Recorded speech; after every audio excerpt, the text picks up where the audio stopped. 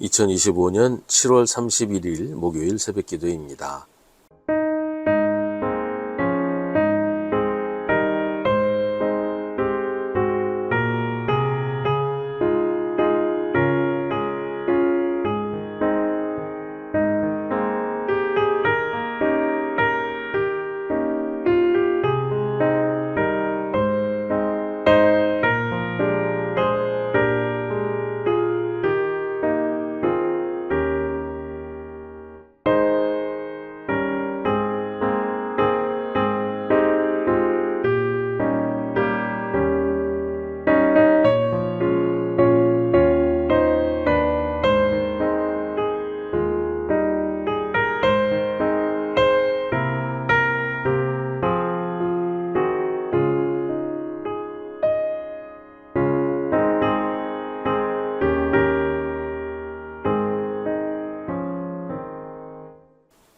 누가복음 9장 18절부터 27절입니다.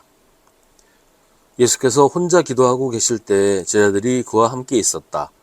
예수께서 제자들에게 물으셨다. 사람들이 나를 누구라고 하느냐? 그들이 대답하였다. 세례자 요한이라고 합니다. 그러나 엘리야라고 하는 사람도 있고 옛 예언자 가운데 한 사람이 살아났다고 하는 사람들도 있습니다. 예수께서 그들에게 물으셨다. 그러면 너희는 나를 누구라고 하느냐? 베드로가 대답하였다. 하나님의 그리스도이십니다. 그런데 예수께서는 그들에게 엄중히 경고하셔서 이것을 아무에게도 말하지 말라고 명하시고 말씀하셨다.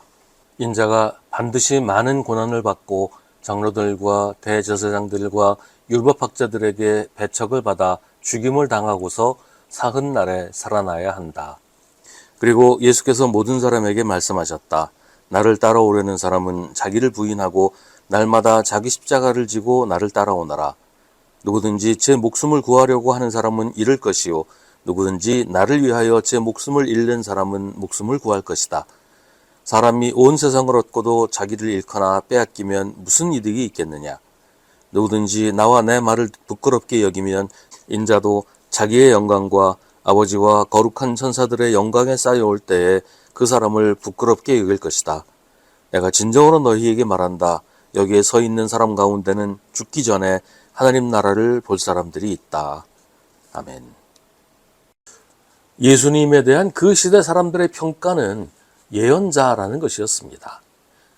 세례자 요한이라고도 했다는 것은 이미 헤롯에 의해 세상을 떠난 세례 요한이 다시 살아났다는 것이고, 엘리야라고 하는 것은 말라기에서 주님의 날이 오기 전에 엘리야 예언자를 보내겠다고 하신 그 엘리야를 말하는 것입니다. 그 밖에도 옛 예언자 가운데 한 사람이 살아났다고 했는데 모두가 예수님을 예언자로 보았다는 것이고, 그 중에서도 특출난 예언자, 아주 걸출한 예언자라고 본 것이지요. 그러니까 예수님 시대의 사람들도 예수님을 보통 사람이 아닌 하나님이 보내신 큰 인물로 보았다는 것입니다. 제자들은 어땠을까요?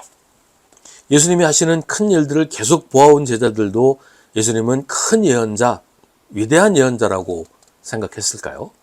혹시 그 이상이라고 생각하지는 않았을까요?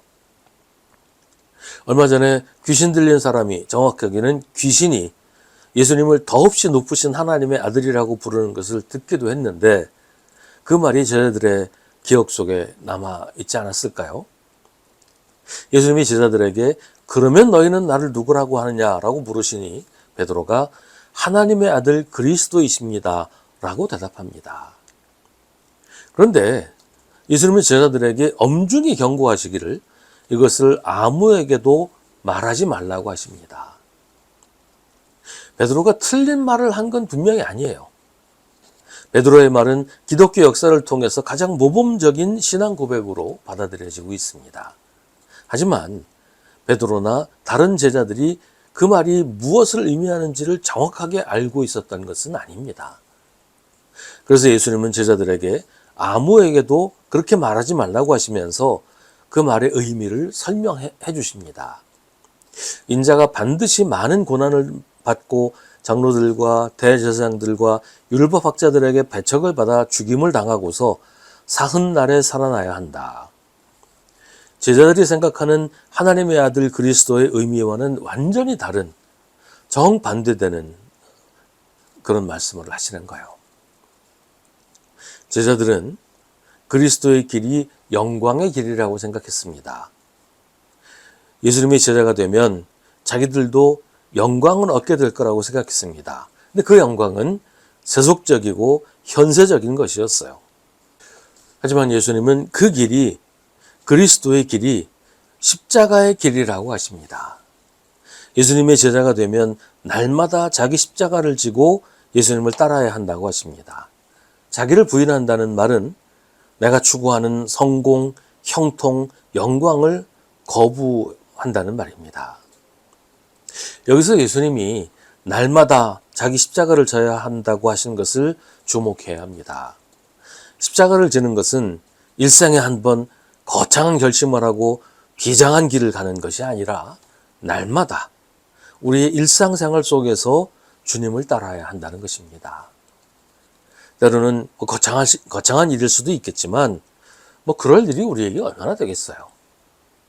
그보다는 날마다 되풀이되는 우리 일상에서 사소한 일, 별것 아닌 것에서 주님을 따라야 한다는 것입니다.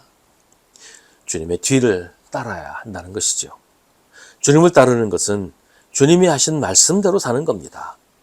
서로 사랑하며 살고 원수도 사랑하는 것입니다. 남을 함부로 정죄하고 심판하지 않는 것입니다. 베풀고 나누며 살고 용서하고 품어주는 것입니다. 그게 우리의 일상이 되어야 한다는 것이죠. 믿음은 우리의 일상에서 실현되어야 하는 겁니다. 믿음의 영역이 따로 있고 세속적인 삶의 영역이 따로 있는 게 아니에요. 하나님은 우리 믿음의 영역에만 계시고 세상 일에는 관여하지 않으시는 분이 아니잖아요. 온 세상 모든 것이 하나님의 것이고 하나님의 통치 영역입니다. 그러므로 우리의 믿음도 우리 삶의 모든 곳에서 작동해야 합니다. 24절에서 예수님은 누구든지 제 목숨을 구하려고 하는 사람은 잃을 것이고 누구든지 나를 위하여 제 목숨을 잃는 사람은 목숨을 구할 것이라고 하십니다. 예수님을 위해서 목숨을 바쳐야 한다고 거창하게 생각할 필요 없습니다.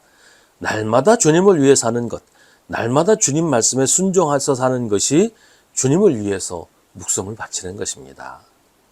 그래서 26절은 누구든지 나와 내 말을 부끄럽게 여기면 인자도 자기의 영광과 아버지와 거룩한 천사들의 영광에 쌓여올 때에 그 사람을 부끄럽게 여길 것이라고 합니다.